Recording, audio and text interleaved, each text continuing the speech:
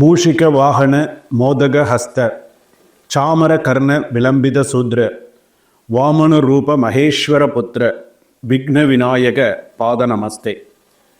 விநாயக பெருமானை துணை கொண்டு ஜனனி ஜன்ம சௌக்கியானாம் வர்தனி குல சம்பதா பதவி பூர்வ புண்ணியானம் லிங்கியதே ஜென்ம பத்திரிகா சூரிய சோம அங்காரக புத குரு சுக்ர சனிபியஸ்ட ராகவே கேத்தவே நமஹா. நவக்கோள்களுடைய துணைகளோடு நமக்கு மார்கழி மாத பலன்கள் எப்படி இருக்கும், 12 ராசிகளுக்கான மார்கழி மாத பலன்கள். இந்த மார்கழி மாதமானது டிசம்பர் மாதம் 16 முதல் ஜனவரி மாதம் 14ஆம் தேதி வரை எப்படி இருக்கும், 13ஆம் தேதி வரை எப்படி இருக்கும், 14ஆம் தேதி போகி எப்படி இருக்கும் அப்படிங்கிறத நம்ம பார்க்க போகிறோம். அடுத்ததாக மார்கழி மாதம் அப்படின்னு சொல்கிறது வந்து பார்த்தீங்கன்னா எல்லோரும் என்ன சொல்லுவாங்க அப்படின்னு சொன்னோன்னா பீட மாதம் அப்படின்னு சொல்லுவாங்க, பீடை மாதம் அப்படின்னு சொல்லுவாங்க. அது வந்து தவறான ஒரு கருத்து. பீடுடைய மாதம் அப்படின்னு சொல்லுவாங்க, அதுதான் சரியான பொருள். பீடுடைய மாதம் சைவ ஆலயங்களிலும் சரி வைணவ ஆலயங்களிலும் சரி மிக சிறப்பான முறையிலே சூரிய உதயத்திற்கு முன்னாடியே பூஜைகள்லாம் நிறைவு பெறும். அவ்வளவு வந்து பார்த்தீங்கன்னா சிறப்பான மாதம் தனுர் மாதம்னு சொல்லுவாங்க. ஏன் தனுர் மாதம்னு நம்ம சொல்கிறோம் அப்படின்னு கேட்டால், விருச்சக ராசியிலிருந்து சூரிய பகவான் தனுசு ராசிக்கு பிரவேசிக்கும் காலம் தனுர் மாதம் அப்படின்னு நம்ம சொல்கிறோம். அப்போ இந்த மாதத்திற்குன்னு ஒரு சிறப்பான ஒரு விஷயம் இருக்குது.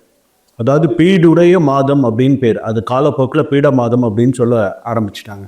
ஆனால் அது பீடுடைய மாதம் அப்படின்னு பேர். அதற்கு இன்னொரு விஷயம் என்னன்னு சொல்லுவாங்கன்னு கேட்டால் தேவ மாதம் அப்படின்னு சொல்லுவாங்க. தேவ மாதம் அப்படின்னு சொல்லுவாங்க. இந்த மார்கழி மாதத்தில் மகாவிஷ்ணுவுக்கு மிகவும் பிரீத்தமான மாதம் மார்கழி மாதம். பெண்கள்லாம் வந்து பார்த்தீங்கன்னா இன்றைக்கும் கிராமப்புறங்களில் பெரிய அளவில் கோலங்கள்லாம் போடுறது, சுவாமியை வழிபாடு பண்ணுறதெல்லாம் வந்து பார்த்தீங்கன்னா இன்றும் பழைய கிராமங்களில் பல நகர்ப்புறங்கள்லாம் கரெக்டாக 3 மணி 3:30 மணிக்கெல்லாம் பாட்டு போட்டுருவாங்க. இந்த தனுர் மாதம் குளிர்காலம் ரொம்ப அந்த ஒரு கூட அதாவது ஒரு பொருள்படுத்தாமல் எல்லாரும் சீக்கிரமாக ஆலயத்திற்கு வந்து சுவாமி தரிசனம் செய்து அவ்வளோ ஒரு சிறப்பாக இருக்கும். அதே போல் வந்து பார்த்தீங்க அப்படின்னா நமக்கு 365 நாள் ஒரு வருஷம் அப்படின்னு நம்ம சொல்கிறோம். நமக்கு வந்து அதுதான் நம்ம ஒரு வருஷம் அப்படின்னு சொன்னோம். ஆனால் தேவர்களுக்கெல்லாம் இந்த ஒரு வருஷம்தான் உங்களுக்கு ஒரு நாள் மாதிரி.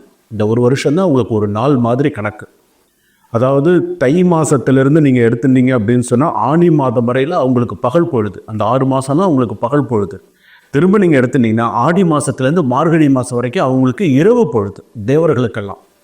ஸோ அந்த மாதிரி உள்ள சிறப்பான ஒரு மாதம் அப்படின்னு சொல்லக்கூடியது இந்த மார்கழி மாதம். அதனால தான் அந்த மார்கழி மாதத்தில் வந்து பார்த்திங்கன்னா திருமணம், கிரகப்பிரவேசம், சில முக்கிய நிகழ்வுகள்லாம் வந்து பார்த்திங்கன்னா மார்கழி மாதத்தில் பண்ண மாட்டாங்க. தை பிறந்தால் வழி பிறக்கம், மகர சங்கராந்தி அப்படின்லாம் சொல்கிறோம். ஸோ அதெல்லாம் நம்ம சிறப்பான முறையில் செய்வாங்க.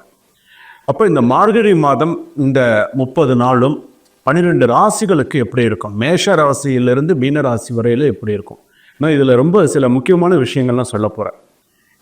இந்த நெக்ஸ்ட் ஜென் நேயர்கள் எல்லாருக்குமே வந்து பார்த்திங்கன்னா இந்த மார்கழி மாதம் அப்படின்னு வரும்பொழுது நம்ம எப்படி சொல்லணும், நம்ம எப்படி இருக்கணும் அப்படிங்கிற சில விஷயங்கள்லாம் இருக்குது. இந்த 30 நாளில் 12 ராசிகளுக்கு எந்தெந்த, அதாவது ஏன் இந்த மார்கழி மாதத்தை ரொம்ப சிறப்பித்து சொல்கிறோம் அப்படின்னு சொன்னால், டிசம்பர் 2ஆம் தேதியிலிருந்து டிசம்பர் 2ஆம் தேதி அதே போல் டிசம்பர் 28ஆம் தேதி இந்த மாதத்தில் மட்டுமே 2 முறை சுக்கிர பயிற்சி அப்படின்னு சொல்லுவாங்க. 2 முறை சுக்கிர பயிற்சி வருது இந்த மாதத்தில் மட்டுமே. அவ்வளோ ஒரு சிறப்பான ஒரு மாதம் அந்த மார்கழி மாதம் அப்படின்னு சொல்கிறது. அப்போ அந்த மார்கழி மாதத்துலேயும் சரி இந்த டிசம்பர் மாதத்துலேயும் வந்து பார்த்திங்கன்னா அவ்வளோ ஒரு சிறப்பான ஒரு விஷயம். அப்போ இந்த ராசிகளுக்கெல்லாம் எப்படி இருக்கும் என்ன அப்படிங்கிறத நம்ம பார்க்கலாம். மார்கழி மாதத்தில் நம்ம பார்க்கக்கூடிய 12 ராசி பலன்கள் வந்து பார்த்திங்கன்னா பொதுவான பலன்கள். இந்த பொதுவான பலன்கள் வந்து பார்த்திங்கன்னா சில பேர் ஜாதகத்திற்கு அவங்களுக்கு அது அப்படியே ஒத்து போயிடும். சுவாமி நீங்கள் சொல்கிறது எங்களுக்கு அப்படியே எனக்கு ஒத்து போகிறது, எங்களுக்கு திரும்ப எங்களுடைய சுய ஜாதகத்தை பார்த்து எங்களுக்கு சில பலன்கள் சொல்லுங்கள் அப்படின்னு சொல்லி நிறைய பேர் கேட்குறாங்க. ஸோ அந்த மாதிரி இது வந்து பொது பலன்கள் தான். அப்படி அந்த பொது பலன்கள் சில பேருக்கு ஒரு சில எச்சரிக்கையாகவும் சில விஷயங்கள் சொல்கிறேன், கவனமாக இருங்க, ஸோ இந்த மாதிரி விஷயத்தில் கவனமாக இருங்க அப்படின்னு நான் சொல்கிறோம் சில விஷயங்கள்லாம். ஸோ அதிலெல்லாம் நீங்கள் பார்த்துக்கோங்க. நான் உங்கள் டாக்டர் வி ராஜ்குமார் குருக்கள் பேசுகிறேன். ஒரு சிறிய கட்டணத்தோடு வாட்ஸ்அப் நம்பரில் கீழே கொடுத்துருக்கக்கூடிய அந்த வாட்ஸ்அப் டிஸ்கிரிப்ஷனில் நம்பர் இருக்கும். அந்த நம்பரில் என்னை தொடர்பு கொண்டு நீங்கள் உங்களுடைய ஜாதகத்தை நீங்கள் பார்த்துக்கலாம். கும்பராசி நேயர்களே, அவிட்ட நட்சத்திரம் கும்பராசி, சதய நட்சத்திரம் கும்பராசி, பூரட்டாதி நட்சத்திரம் கும்பராசி. இதில் வந்து பார்த்தீங்க அப்படின்னு சொன்னால் அவிட்ட நட்சத்திரம் கும்பராசி நிறையா பிரச்சனைகள் இருக்குது. சதய நட்சத்திரம் கும்பராசி, பிரச்சனைகள் இருக்குது, சமாளிக்கிறீங்க. ஆனாலும் சமாளிக்க முடியாத அளவுக்கு சில விஷயங்களும் வந்துட்டு தான் இருக்குது. சில விஷயங்களை மேக்சிமம் சமாளிச்சிட்றீங்க. அதையும் தாண்டி வரும்போது தான் திணறீங்க. அதே போல் பார்த்திங்கன்னா பூரட்டாதி நட்சத்திரம் கும்பராசி, விபத்தில் சிக்கியிருக்கீங்க. சரி, அது அந்த ஒரு வரத்துக்குண்டான வாய்ப்பு இருக்குது. விபத்துங்க அப்படிங்கிறது ரொம்ப கவனமாக இருங்க. சிக்கக்கூடிய ஒரு வாய்ப்பு உண்டு. ஸோ ரொம்ப வண்டி வாகனங்களில் முக்கியமாக மாணவர்கள், 16 வயசுக்கு மேலே இருக்கக்கூடியவர்கள், 22 வயசுக்குள்ளே இருக்கக்கூடியவர்கள், மாணவர்களாக இருந்தாலும் சரி, இளைஞர்களாக இருந்தாலும் சரி, வண்டி வாகனங்களில் கவனமாக போங்க, கவனமாக வாங்க. நான் வீலிங் பண்ணுறேன், அதை பண்ணுறேன், இதை பண்ணுறேன்னு சொல்லி பெற்றோர்களுக்கு மிகப்பெரிய தலைவலியை கொடுத்துடாதீங்க. ஏன்னா உங்களை வளர்க்குறதுக்கு எவ்வளோ கஷ்டப்பட்டுருப்பாங்க. நீங்கள் என்ன சில விஷயங்கள் நம்ம ஜாலிக்காக சில விஷயங்கள் நாங்கள் பண்ணுறோன்னு சொல்லி அதை அவங்கள சொல்லியை முடிச்சிடாதீங்க. ஜாக்கிரதையாக இருங்க. ஏன்னா கும்பராசி பொறுத்தளவுக்கு அடிமேலே அடிமேலே அடிமேலே அடிமேலே வாங்கியாச்சு. இதுக்கு மேலே வாங்குறதுக்கு ஒன்றுமே இல்லை. அந்த அளவுக்கு பாடுபட்டாச்சு. சரிங்களா? செஞ்சும் கெட்ட பேர், செய்யாமல் இருந்தும் நிறைய விஷயங்கள்லாம் அடிபட்டு வந்தாச்சு. இதுக்கு மேலேயும் நீங்கள் கவனமாக இல்லை அப்படின்னு சொன்னால் நிறையா பிரச்சனைகள் உண்டு. எல்லா விஷயத்துலையுமே சரி, அது சொத்து சம்மந்தமான விஷயமா இருந்தாலும் சரி, பூர்வீக சொத்து சம்மந்தமான விஷயமா இருந்தாலும் சரி, மருத்துவ செலவாக இருந்தாலும் சரி, கணவன் மனைவி ஒற்றுமையாக இருந்தாலும் சரி, அவங்க நிறையா ஒற்றுமையாக இருக்கணும். இல்லைன்னா இன்னும் நிறையா பிரச்சனைகள் அவங்களாம் சந்திக்கக்கூடிய விவாகரத்து விஷயங்கள்லாம் சேரும். ஸோ கவனமாக ஒவ்வொரு விஷயத்துலையுமே நீங்கள் இருக்கணும். அதே போல் உங்களுடைய ராசிக்கு அப்படின்னு சொல்லும்போது நிதானமாக செயல்பட்டு படிப்படியாக சில விஷயங்களை எல்லாம் செஞ்சுட்டு வரீங்க. அதில் உறுதியாகவும் இருக்கீங்க. நீங்கள் மனதிற்கு விரோதமான காரியங்களை எந்த சூழ்நிலையிலையும் நீங்கள் செய்ய மாட்டீங்க. மனசுக்கு விரோதமான சில விஷயங்கள்லாம் செய்ய மாட்டீங்க. எனக்கு உங்கள் மனசாட்சிக்கு சரியாப்பட்டு வரலன்னு சொன்னால் அதை செய்ய மாட்டேன். ஐயோ வேண்டாம், இது ஏதோ பிரச்சனை, நம்ம செய்யக்கூடாது, ஒதுங்கிடுவீங்க. இப்போ தான் அந்த மாதிரிலாம். இதுக்கு முன்னாடிலாம் கொஞ்சம் அகலக்கால் வச்சுட்டிங்க. இப்போ கொஞ்சம் சில விஷயங்கள்லாம் இது இருக்குது. அதே போல் பார்த்திங்கன்னா இந்த காலகட்டத்தில் குறிக்கோளற்ற வீண் அலைச்சல் உண்டாகலாம். ஒரு விஷயத்தை குறிக்கோளோடு செய்யுங்க. என்ன செய்யணும், என்ன செய்யக்கூடாது, அது இல்லாமல் நீங்கள் செஞ்சீங்கன்னா அது வீண் அலைச்சல் திருச்சல் அதிகமாக இருக்கும். தைரியம் அதிகரிக்கும். ஜீரண கோளாறு, அஜீரண கோளாறுன்னு சொல்கிறோம் இல்லையா, அந்த மாதிரி எல்லாம் அந்த இதெல்லாம் உண்டு. உடல் சோர்வு உண்டாகும். பணம் பல வழிகளில் செலவாகும். இந்த வழியில் தான் செலவாகும்னு சொல்ல முடியாது, பல வழிகளில் செலவாகும். அதே போல் பார்த்திங்கன்னா காரிய தாமதம் ஏற்படும். அடுத்தவர்களுக்காக எந்த உத்தரவாதமும் கொடுக்காம நான் ஜாமீன் கையெழுத்து போடுறேன், நான் உங்களுக்கு இதை செய்கிறேன், அதை பண்ணுறேன்னு போய் நீங்களாக போய் முன்னாடி நின்று கஷ்டப்படாதீங்க. அதே போல் வீண் மனக்கவலை அதிகரிக்கும். வாகனங்களில் செல்லும்போது அவசியம் அதிகம் கவனம் தேவை. நண்பர்கள் மூலம் கிடைக்க வேண்டிய உதவிகள் தாமதமாக கிடைக்கும். தொழில் வியாபாரத்தில் ஈடுபட்டிருப்பவர்களுக்கு சற்று விழிப்புடன் இருப்பது ரொம்பவும் நல்லது. அதே போல் பார்த்திங்கன்னா பொருட்களை வாடிக்கையாளர்களுக்கு அனுப்பும்போது மிகுந்த கவனத்தோடு அனுப்புங்க.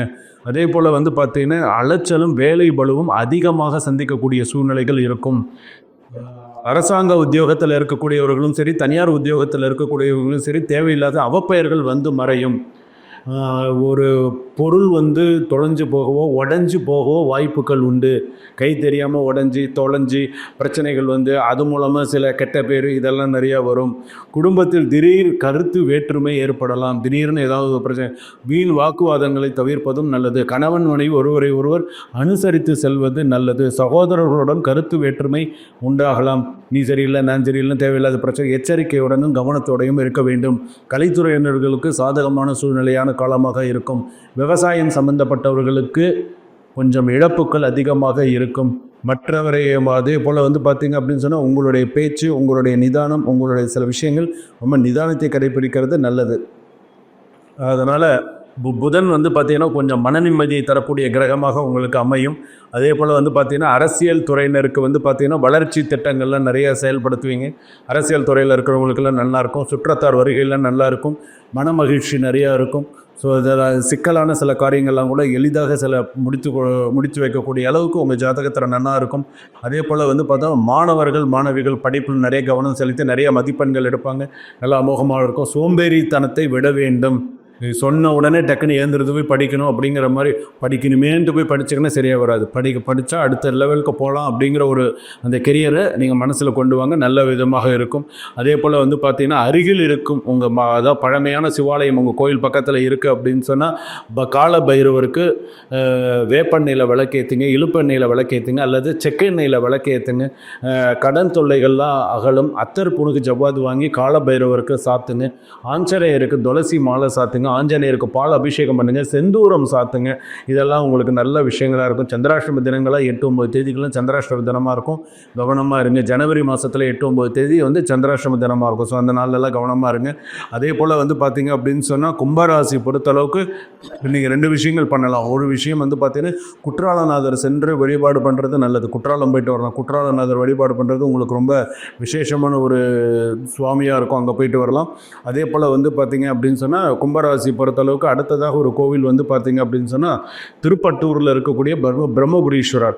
ஸோ அந்த கோவிலுக்கு போய்ட்டு சிவாலயத்தில் இருக்கக்கூடிய சுவாமி அம்பாள் தரிசனம் செய்து பிரம்மபுரீஸ்வருக்கு முடிந்து அவங்க ஜாதகத்தை கூட வச்சு ஒரு அர்ச்சனை பண்ணிட்டு வாங்க, தப்பு கிடையாது.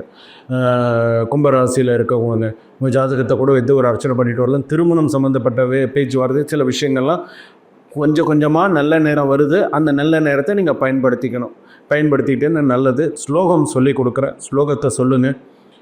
அந்த ஸ்லோகத்தை சொல்லிகிட்டே வாங்க, நிறைய நல்ல விஷயங்கள் நடக்கும். ஓம் அனுகிரக தாரா தேவி காரிய சித்தி தேவதா ஜெய தேவதா அனுகிரகம் குரு இதை சொல்லிகிட்டே வாங்க. 27 முறை சொல்லுங்கள். அமோகமாக இருங்க, சரிங்களா? கஷ்டங்கள் வரும் போகும். ஸோ நீங்கள் கவனமாக நிதானமாக இருங்க. சுபம்.